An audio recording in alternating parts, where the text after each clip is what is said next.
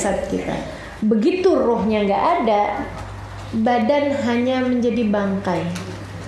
Maka cantikmu sebenarnya bukan ada pada wajahmu, tapi ada pada rohmu. Bagusnya badanmu bukan terdapat pada tangan, kaki, perut, bukan, akan tetapi terdapat pada rohmu. Begitu jasad ditinggalin sama rohnya, nggak ada orang jatuh cinta, walaupun baru berumur 1 hari aja. Ih, cakep banget, ya ampun, mayatnya udah berapa hari nih? Ada nggak? Nggak ada, teman-teman saya sekalian. Kamu akan tahu hakikatnya badanmu ketika ditinggalkan rohmu. Nah, makanya yang penting itu bukan jasad kita. Jasad ini tunggangan, teman-teman saya sekalian. Yang penting adalah ruh. Jangan yang dikasih makan cuman badan, jangan yang dipikirin cuman badan. Akan tetapi yang harus dipikirkan adalah ruhnya, teman-teman saudaraku sekalian. Ruhmu. Jadilah perhatianmu lebih penting daripada perhatianmu terhadap urusan badan. Gimana caranya merhatiin ruh? Nih seperti yang lagi dikerjain sekarang. Hadir di majelis ilmu, makanannya ruh. Tafakur, makanannya ruh. Berbuat ketaatan, sholat, ibadah dan lain sebagainya, makanan ruh kita. Ketika kita mengangkat tangan berdoa, makanannya ruh kita. Makanya teman-teman saudaraku sekalian saya muliakan, yang lagi maksiat, minum-minuman keras, atau yang lagi pada berzina dan lain sebagainya, itu ruhnya kalau boleh nangis tuh dah. Kalau ada yang bisa teriak ruh tuh, teriak semuanya tuh rohnya.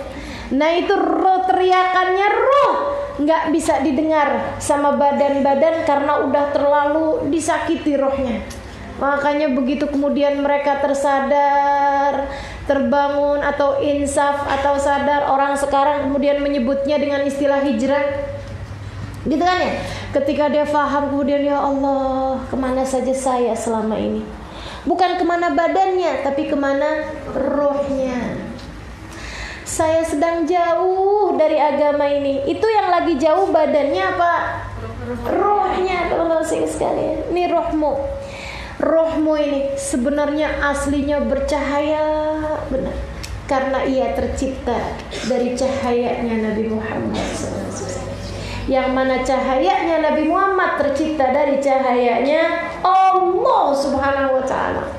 Makanya Allah ketika ditanya, yas'alunaka 'anir ruh, qulir ruhu min amri rabbi.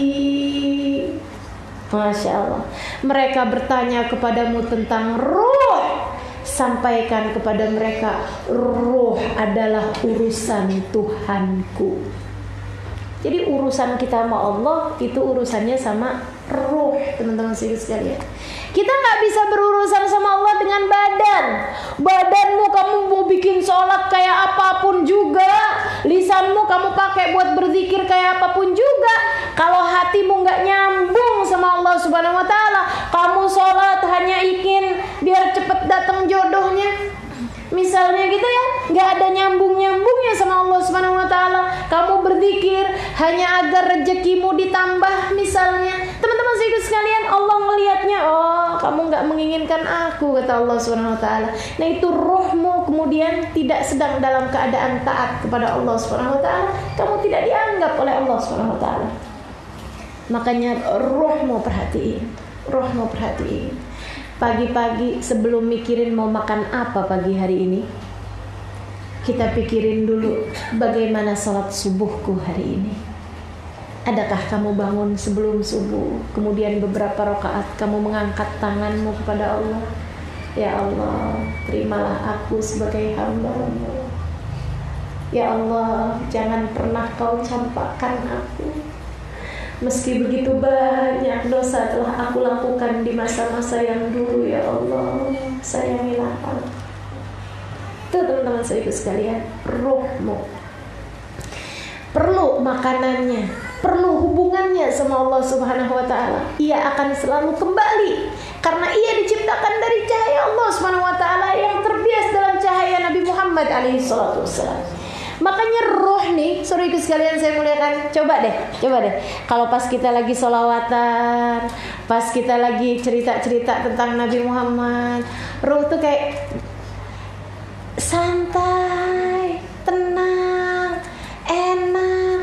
Bahkan subhanallah, nggak berasa badan goyang dari santainya. Udah ditenangin lagi, astagfirullah kok goyang-goyang gini ya. Udah diam aja, lama-lama goyang lagi. Gak berasa goyang aja. Goyangmu kapan? Kalau sholawatan, kalau zikir, kan gitu ya. Subhanallah, teman-teman sekalian, itu santainya ruh. Senang karena memang aslinya dia terciptanya dari cahayanya Nabi Muhammad alaihissalam. Ustazah, tuh orang-orang yang katanya sama Nabi nggak mau deket, nggak mau begini, nggak mau begitu, kenapa sih? Yang pertama, karena mereka nggak kenal sama Nabi Muhammad alaihissalam, belum kenal sama Nabi Muhammad alaihissalam. Yang kedua, karena mereka kebanyakan membunuh ruhnya, bunuhin rohnya mulu, nggak mau peduli, gitu kan? Nggak mau peduli, udah dikasih tahu di ini, nggak mau peduli. Diceritakan tentang Nabi Muhammadnya yang salah-salah. Nabi Muhammad hanya manusia biasa. Nabi Muhammad sudah meninggal dunia. Nabi Muhammad gitu. Padahal orang Islam yang asli, yang tidak terkontaminasi dengan hal-hal yang tidak baik. Teman-teman sekalian, saya jadi saksinya. Pergi kemana-mana saya, dari pedesaan yang benar-benar desa, nggak ada sinyal telepon, saudara-ibu sekalian yang saya mau. Di pedalaman Madura, di pedalaman Kalimantan sana, di pedalaman mana. Saya kalau bingung mau cerita apa sama mereka, mau menyampaikan apa yang kira-kiranya nyambung dalam pikiran mereka, nggak usah susah saya. Saya hanya perlu bercerita kepada mereka tentang Nabi Muhammad SAW. Dan tunggulah 5, 10 menit, 15 menit, air mata mereka berderayan karena ruhnya rindu kepada Rasulullah SAW.